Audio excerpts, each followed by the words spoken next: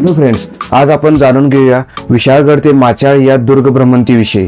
हा दुर्ग भ्रमंती करण्यासाठी आम्ही रविवारी 23 जून 2024 रोजी कोल्हापूरमधून प्रस्थान केलं आणि सुमारे 11च्या सुमारास आम्ही विशाळगड येथे जाऊन पोहोचलो आणि ट्रेकची सुरुवात केली।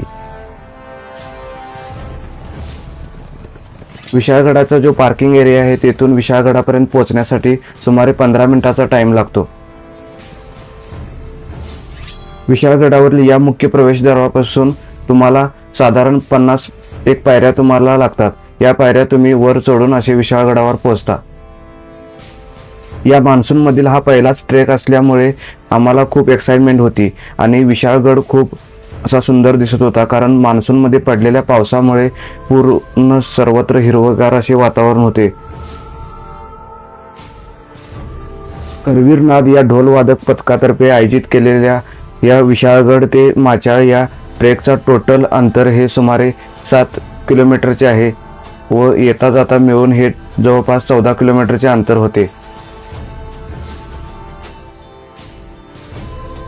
ट्रेकचे बुरुज हे ढासळलेले असून काही शिल्लक आहेत, त्याची माहिती आपण पुढे जाणून घेऊयात।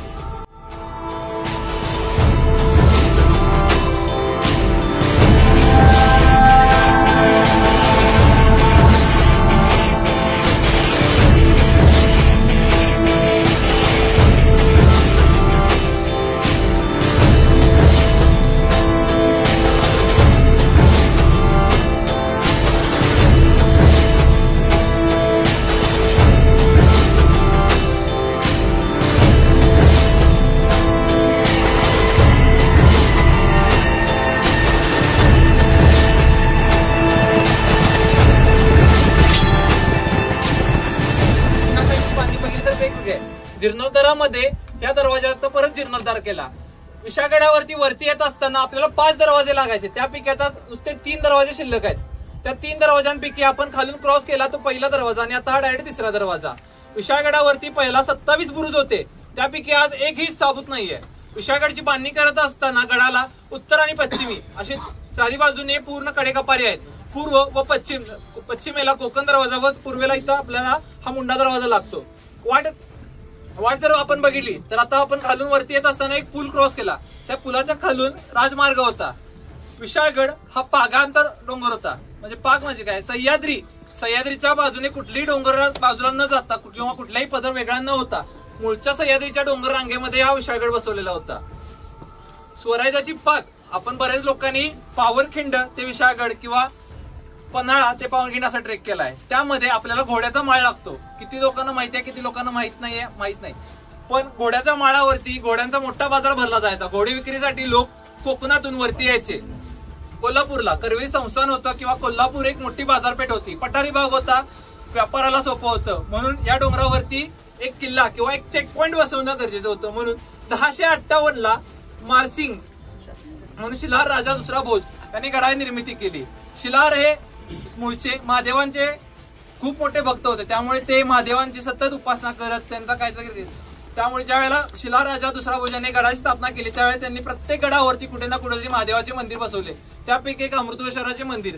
आपण तिथून आता वरती आलो, वरती येत असताना भोसलेवाडी म्हणून आपल्याला एक बोर्ड लागला। भोसलेवाडीतून खाली गेलो की तिथं अमृतेश्वराचे मंदिर आहे। तिथून सरळ पुढे गेलो की आपल्याला बाजीप्रभूंची समाधी सापडते। ज्यावेळेला संभाजीराजांचा मृत्यू झाला त्यानंतर पुढे राजाराम महाराजांनी कारभार सांभाळला।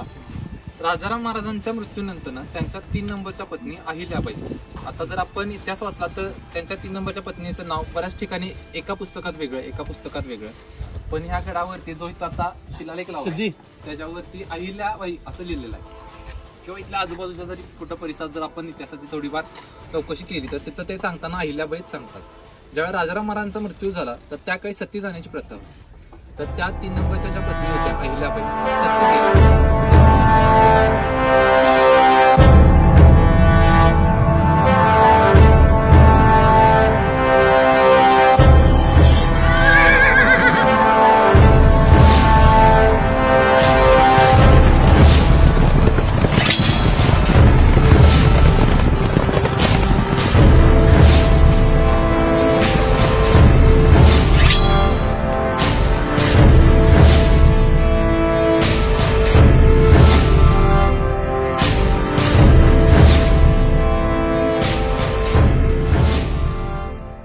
किल्ल्याची माहिती जाणून घेतल्यानंतर साधारण 1:30च्या सुमारास आम्ही माचाळ या गावाकडे जाण्यासाठी निघालो। त्यासाठी आम्ही हा कोकण दरवाजामधून जो खालचा मार्ग जातो त्यालाच भुयारी मार्ग देखील म्हणतात, कारण हा मार्ग खूप कमी अंतराचा आहे आणि हा कोल्हापूर आणि कोकणाला जोडतो।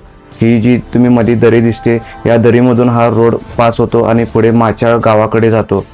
अत्यंत असा नॅरो असलेला हा स्पेस खूप असा रिस्की आहे। न्यू ट्रेकरना तर या परिसरामध्ये खूप काळजी घ्यावी लागते, कारण कोसळणारा पाऊस, दाट धुके यामुळे या परिसरामधील जी आर्द्रता असते ती एक्स्ट्रीम असते आणि डिहायड्रेशनमुळे तुम्हाला बऱ्याचशा वेळेला धाप लागण्याची शक्यता असते आणि येथील जे दगड आहेत ते खूप निसरडे होतात।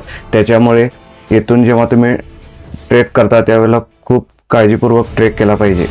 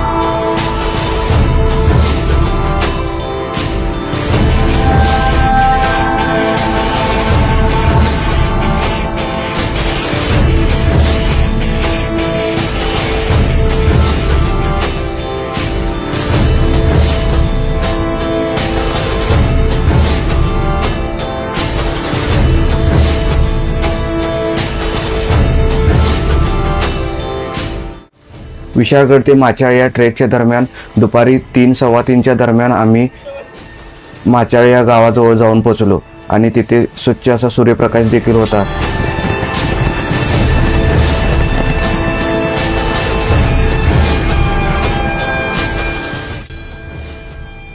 माचाळ गावापासून जवळच असलेल्या मुचकुंडी या नदीच्या उगमस्थानाजवळ आम्ही जाऊन पोहोचलो। व्हिडिओमध्ये तुम्ही पाहू शकता हा मुचकुंडी नदीचा उगमस्थान आहे आणि येथे 12 महिने वाहणारे असे पाणी देखील असते।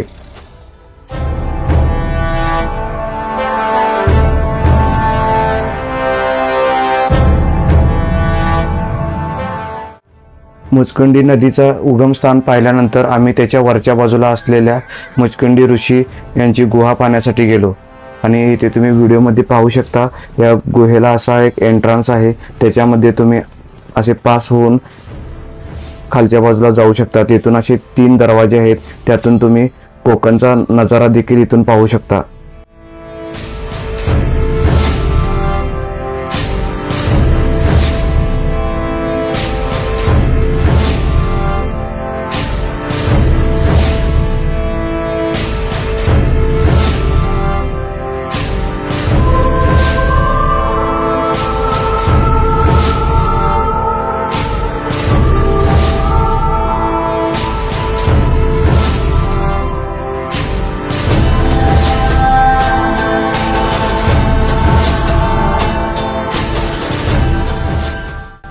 विशाळगड ते माचाळ हा ट्रेकचा अनुभव खूप युनिक होता, कारण या ट्रेकमध्ये आम्हाला दाट धुके, दाट पाऊस, त्याचबरोबर ऊन पावसाचा खेळ या सर्वांचा अनुभव आला. त्याचबरोबर ही जी व्हॅली आहे ही क्रॉस करताना जो थ्रिल होता तो पण अनुभवता आला. त्यामुळे तुम्ही देखील या ट्रेकचा प्लॅन करू शकता. धन्यवाद.